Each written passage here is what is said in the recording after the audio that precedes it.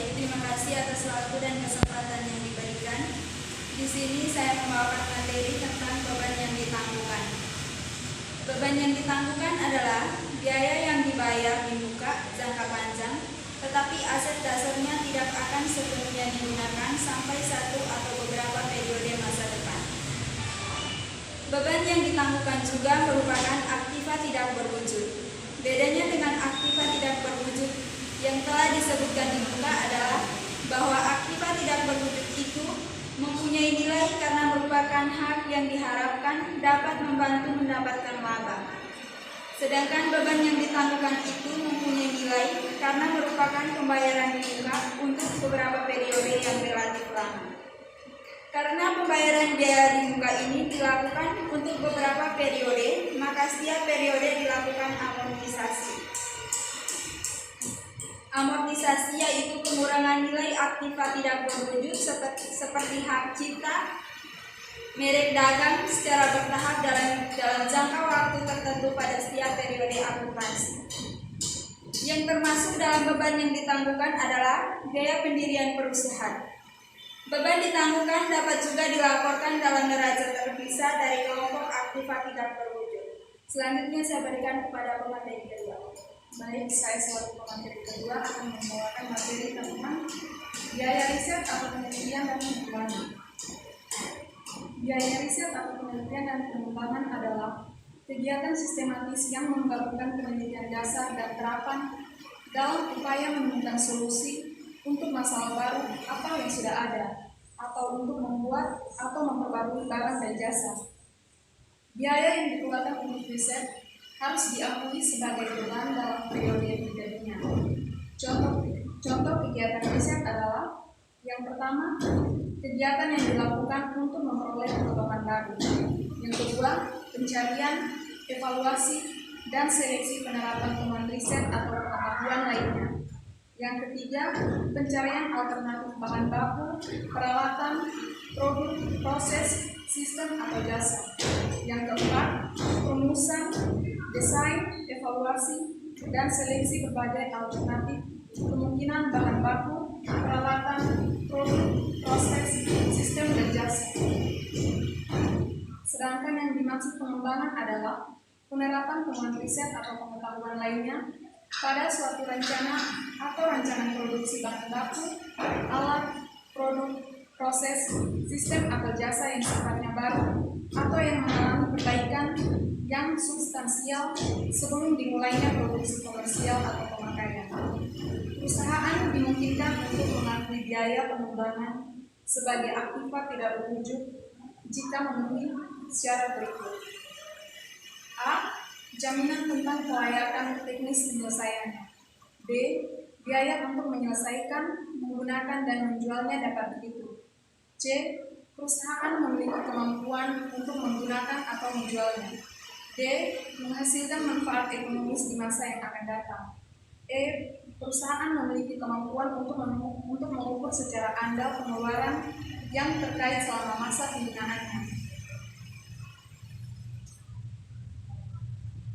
Menurut PSAK nomor 19, biaya riset dan pengembangan harus diakui sebagai beban pada periode terjadinya, namun apabila perusahaan mengalokasikannya atau diamortisasi, maka harus dilakukan secara rasional dan konsisten. PSAK nomor 19, revisi 2015, aset tidak berwujud adalah pasal 3-9. Aset non-moneter yang teridentifikasi tanpa wujud fisik serta dimiliki untuk digunakan dalam menghasilkan atau menyerahkan barang atau jasa, disewakan kepada pihak lainnya atau untuk tujuan administrasi. Saya beri kesempatan untuk nanti.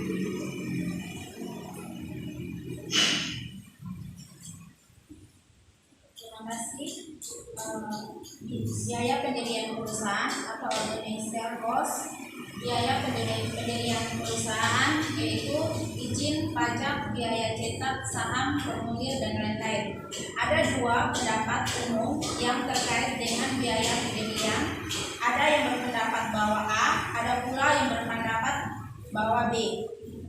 Yang berpendapat bahwa A, karena biaya pendirian itu memberikan manfaat selama perusahaan berdiri, maka biaya pendirian tidak diamortisir dan akan nampak di dalam neraca selama perusahaan itu masih ada.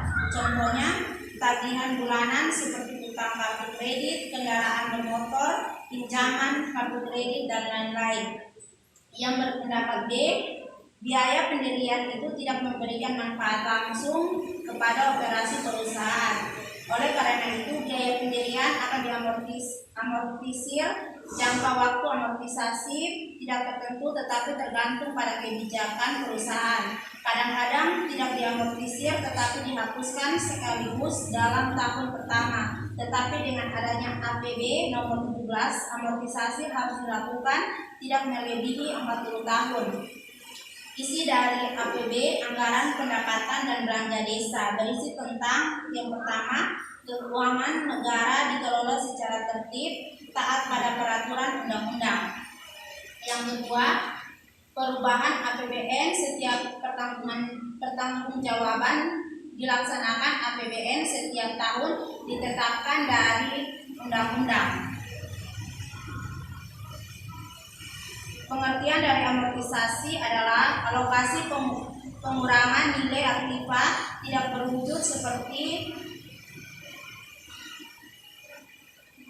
merek dagang, hak cipta, dan lain-lain secara bertahap dalam jangka waktu tertentu. Materi berikut, persilakan. Terima kasih. Jadi dapat kita simpulkan bahwa untuk beban yang ditangguhkan ini kita bisa mengingat dari 3 hal. Yang pertama, beban yang ditangguhkan akan dimasukkan ke dalam aset jangka panjang karena berperiode lebih dari 1 tahun. Contohnya seperti biaya penerbitan obligasi. Yang kedua, biaya yang ditangguhkan ini dapat berupa biaya yang jarang terjadi sesuai dengan strategi perusahaan. Contohnya seperti pengenaan profesional terhadap kebijakan perusahaan. Misalkan kita merekrut konsultan pajak untuk membenahi pajak kita tahun ini, nah, sesuatu seperti itu. Yang ketiga, kita bisa melihat bahwa beban yang ditangguhkan ini merupakan beban yang dicatat selama beberapa periode akuntansi. Sebab itu, umumnya beban yang ditangguhkan ini nantinya akan dimasukkan atau dikelompokkan ke dalam hutang dagang. Kemudian mengenai biaya riset atau penelitian dan pengembangan, kita sendiri di Indonesia telah memiliki tarif-tarif tertentu yang bisa digunakan dalam pengenaan biaya riset yang akan diamortisasi. Umumnya di Indonesia perusahaan-perusahaan akan menggunakan tarif sebesar 5% untuk amortisasi biaya riset dan pengembangan. Mengingat biaya riset dan pengembangan ini memberikan dampak kepada perusahaan selama periode-periode berikutnya. Dan yang terakhir, untuk biaya pendirian perusahaan seperti yang tadi telah dijelaskan, ada perusahaan yang berpendapat bahwa biaya ini layak untuk diamortisasi sehingga akhirnya akan dihitung. Namun ada juga yang berpendapat bahwa ini tidak perlu diamortisasi. Nah, kalau di Indonesia pada umumnya perusahaan kita saat ini menggunakan amortisasi sebesar sekian sesuai dengan kebijakan mereka, namun selama 5 tahun saja. Sekian dari presentasi materi kami.